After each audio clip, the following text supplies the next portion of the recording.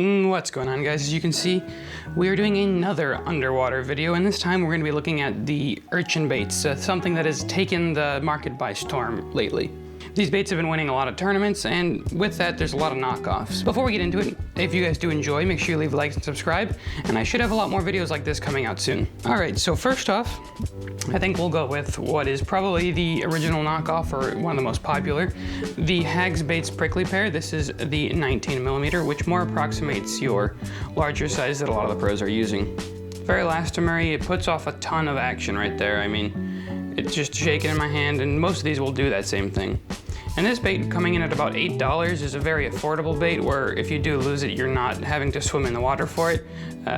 They are still hard to find like pretty much any urchin baits, so if you do see any, you should grab them right away. Next we have the Arsenal Morningstar. This is the 10mm. They have a 20mm, I tried to get that, sold out, don't know when it's coming back in. But this is another urchin style bait. I mean, it looks basically the same as that Hags, and I think honestly a lot of these baits are coming from similar factories, or at least the same or similar factories, or at least are using the same design, because they do tend to have similar packaging and very similar profiles. Going in that same profile kind of deal, we have the Queen Tackle Porcupine balls. This is the 15mm in my right hand, and on the left we have the 20mm. As you can see, it's a lot bigger.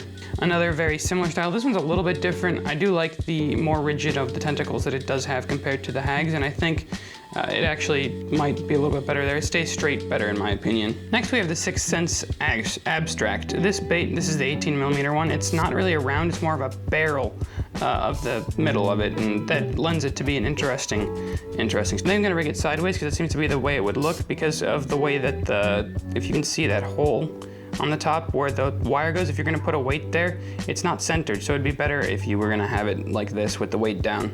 One of the more unique ones also is the Maxcent Moeba. This bait, as it says, it's got Maxcent from Berkley, one of your staple Berkley plastics. The other thing about this is it's not TPE, so it's actually a little bit less durable, but it's rigged up to sink without weight, so you shouldn't need to put any weight in it, and that'll just add a little bit different of a touch that some of these fish may not have seen.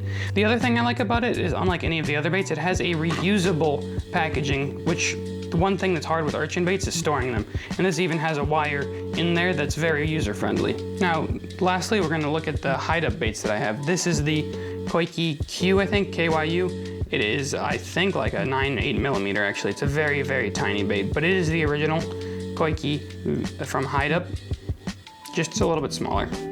And you can see it's not moving as much just in my hand. Like, it is putting off a lot of smaller action, but it's not going crazy back and forth like some of those other baits, the knockoffs. And lastly, we have the Coike Fish M. So this is the medium version. As you can see, it's got little tiny fish for appendages, which is gonna add a different action. It looks like it's like a little tiny egg in the middle with fish coming off of it. I've never actually thrown anything like this before, so we'll see how that works out. And this does have a lot harder plastic, more durable, in my opinion. It's almost like rubber compared to the other TPE baits that you see that are the knockoffs. And apparently that plastic is what makes this bait so much better than the knockoffs. Before we get into it, I'll show you how I'm rigging it. I actually was throwing this a couple days ago. So it's got a treble hook that I have put an 1/8 ounce owner weight on there, just as like a Jika rig almost. All right, without further ado, we're gonna go throw these baits underwater and get an idea of what they look like.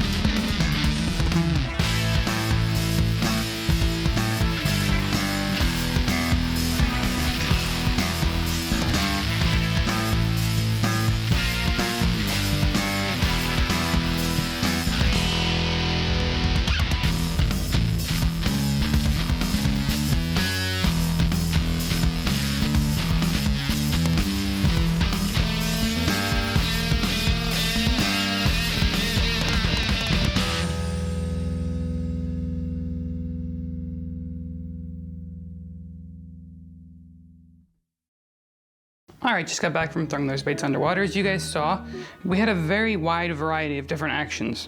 So first off, the abstract is something that's not really like anything else on the table. You have those more flat appendages there that just put off a lot of different action, and I think it does have more appendages than most of these as well. I really like the way it looked underwater, and I think it'll really get a lot of bites. And I think it was also designed as specifically for the scoping application in mind, whereas a lot of these other ones are either knockoffs or the original Koike was more designed for topwater, so you don't really get the optimization of it, and this is, I think, what they were going for with that. The Moeba, what you really get is that scent. I mean, it definitely reeks of max scent. And the other thing, since it isn't elastic, you can do a little bit different stuff with it because it does sink by itself.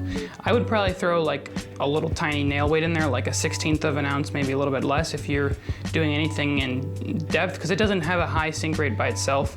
But if you're doing like a 3, like a very shallow scoping or a very shallow throwing this, I think the current weight how it is pretty good. It's more rigid than a lot of the other ones, which is nice. It doesn't, it more approximates to the Koike in my opinion. The queen tackle baits, they definitely have the most durable, the toughest plastic out of the ones that aren't Koikes, that aren't Hideup. And I think if you were looking for something that's more budget friendly and easier to find, these might be the next best thing to an original Hideup just because of their more durable plastic. But they are, I mean, they do come in 2-packs, which is nice. So even the 20 millimeter, which is about, I believe, 16 bucks, it's 16 bucks for 2. So it's not just one. So it's very close in price, if not the same price as the Hags, which is generally your budget option. The Hags is very similar to the Porcupine by Queen Tackle. A little bit softer plastic, as I said.